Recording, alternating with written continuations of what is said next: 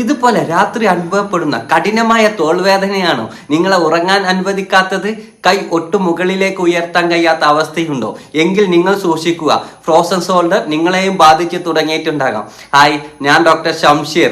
Frozen ഷോൾഡറിനെ കുറിച്ച് നമ്മൾ നടത്തുന്ന പരമ്പരയിലെ 3ാം എപ്പിസോഡിലേക്ക് എല്ലാവർക്കും സ്വാഗതം. ഫ്രോസൺ ഷോൾഡർ പ്രധാനമായും 3 ഘട്ടങ്ങളിലൂടെയാണ് കടന്നു പോകുന്നത്. അതിലെ 1ാമത്തെ ഘട്ടമാണ് ഫ്രീസിങ് സ്റ്റേജ് അഥവാ വേദനയുടെ ഘട്ടം.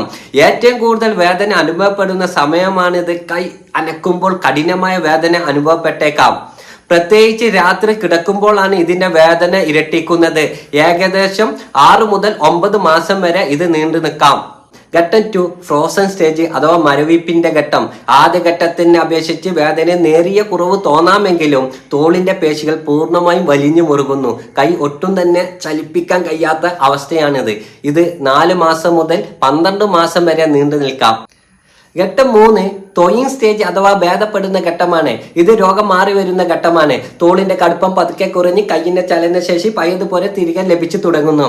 ഇത് പൂർണ്ണമായി ഭേദപ്പെടാൻ 6 മാസം മുതൽ 2 വർഷം വരെ സമയം എടുത്തേക്കാം. ഈ 3 ഘട്ടങ്ങൾ എന്തൊക്കെയാണെന്ന് നിങ്ങൾക്ക് ഇപ്പോൾ വ്യക്തമായല്ലോ. എന്നാൽ ഫ്രോസൺ ഷോൾഡർ യഥാർത്ഥത്തിൽ ആർക്കൊക്കെയാണ് വരാൻ സാധ്യത, അതിന്റെ കാരണങ്ങൾ എന്തൊക്കെയാണെന്ന് അടുത്ത എപ്പിസോഡിൽ നമുക്ക് വിശദമായി ചർച്ച ചെയ്യാം. ഇനിയുള്ള എപ്പിസോഡുകൾ മിസ് ചെയ്യാതിരിക്കാൻ ഈ ചാനൽ ഇപ്പോൾ തന്നെ സബ്സ്ക്രൈബ് ചെയ്യൂ.